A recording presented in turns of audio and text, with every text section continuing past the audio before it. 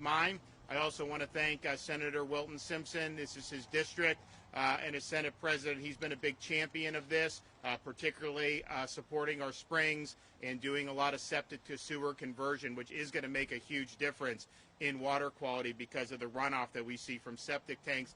I also want to thank Speaker Chris Sprowls for all his support for Florida's initiatives to make sure that we're protecting and improving Florida's water resources. Now, a couple months ago, we went to Brevard County and announced $114 million for 16 wastewater improvement projects with a focus on projects benefiting the Indian River Lagoon. And these awards were the first projects funded through the Wastewater Grant Program, which provides grants to improve wastewater infrastructure in specific areas of the state, including within a Basin Management Action Plan, which we call BMAPs.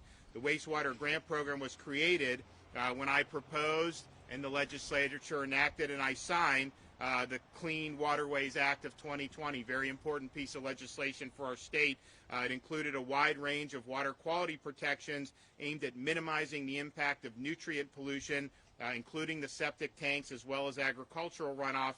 We also realigned resources to enhance protection of Florida's environment and, of course, took efforts to safeguard our water resources. Now, last session, we created a dedicated funding source for the wastewater grant program, ensuring consistent funding to improve wastewater infrastructure and reduce harmful nutrients across the state.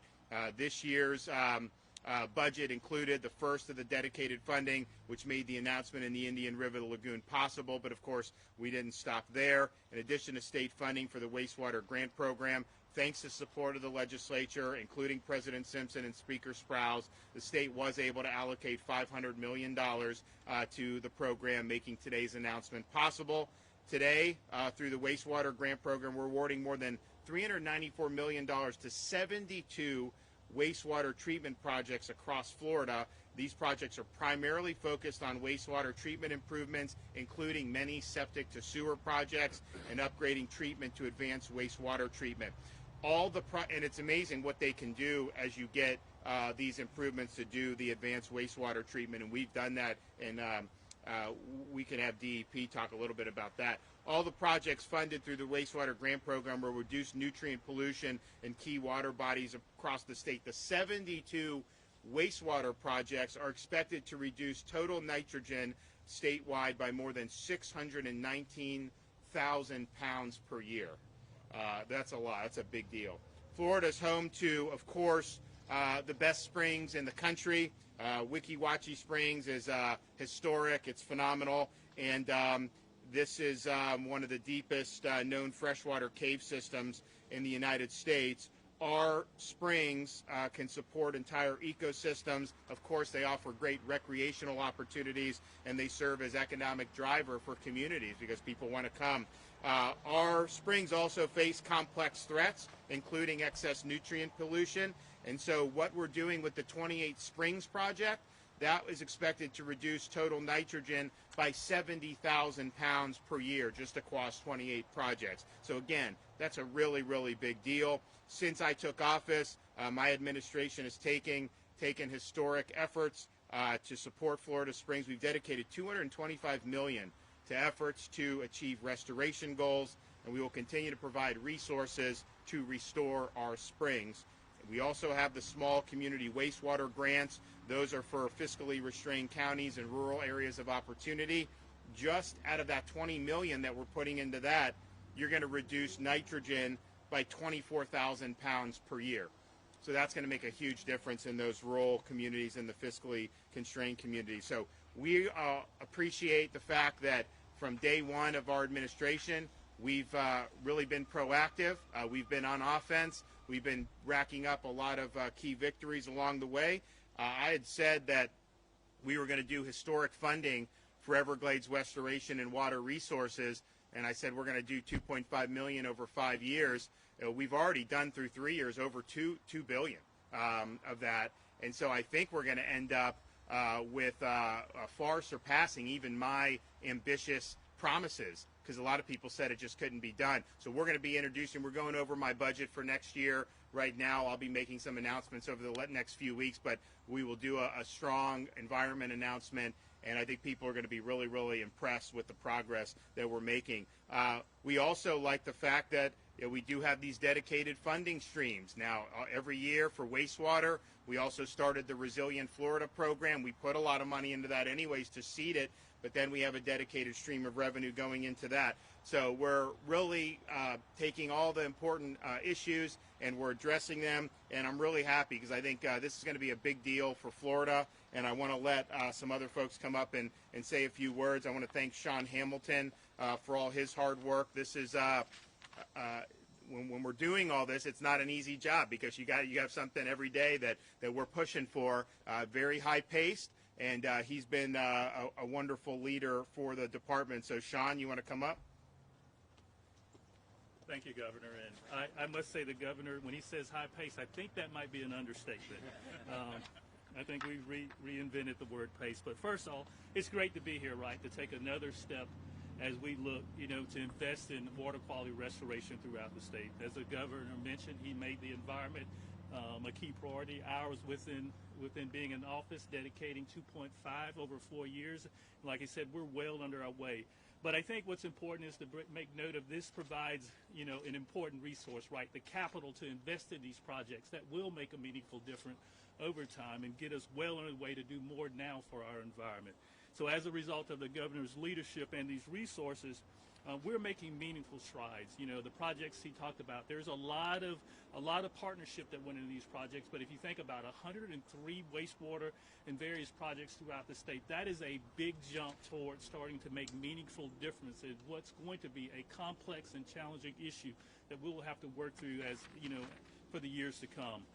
So, as just kind of going over a little bit in detail what the Governor mentioned, $481 million additional funding announced today. This includes federal wastewater funding and federal springs funding, which will support 103 projects throughout the state, as I mentioned. But again, some of those are going to vary from advanced wastewater treatment, bringing these utilities to what I would consider the new age, connecting septic systems throughout the state, and sewer upgrades. There's some amazing technology available to upgrade sewer systems for on-site treatment, and then also land acquisition to provide key buffers to some of the springs like you see here today. So this also includes $13 million award to projects right here in Hernando County, and I think I can't thank them enough for their partnership. It's those type partnerships that will be crucial to our success as we continue to endeavor along this road. But now, by the numbers, we're expecting, for this project to fund the conversion of 224 homes just here in the county alone, but also set the stage and create infrastructure to be able to target the remaining 3,000 that are still remaining here in the county. Again, important steps to the long road to recovery of some of our key resources. And so again, in closing, I just want to thank the county again for their support and again being great partners, and I look forward to working with them as we continue to do more to protect Florida together. Thank you. All right. Dr. Raines? Well, thank you for the introduction, and thank you for the invitation to join you on this historic day. When Governor DeSantis took office in January 2019, he laid out a bold vision for our water quality future, and then quickly set about to undertake that vision. Executive Order 1912 had a lot of provisions, one of which was creating my position, the position of the Chief Science Officer, also creating the Blue-Green Algae Task Force with whom I work closely. The task force, if you're unaware, is 5 independent world-class scientists who are charged with using the best available science to help the state better understand and overcome our myriad water quality challenges. Their recommendations in the consensus document of October 2019 formed the scientific foundations on which Senate Bill 712, the Clean Waterways Act, and other changes to policy, practice, and procedures have underlain. And all of that leads us to where we are today. I mean, the projects that are being announced here today are exactly the kinds of projects we need. They will result in demonstrable water quality benefits, and with the securing of long-term funding, we can see these not just as an endpoint, but as a new beginning. And so I look forward to working with Governor DeSantis and all our many stakeholders as we continue to secure our water quality future that we all desire. Thank you.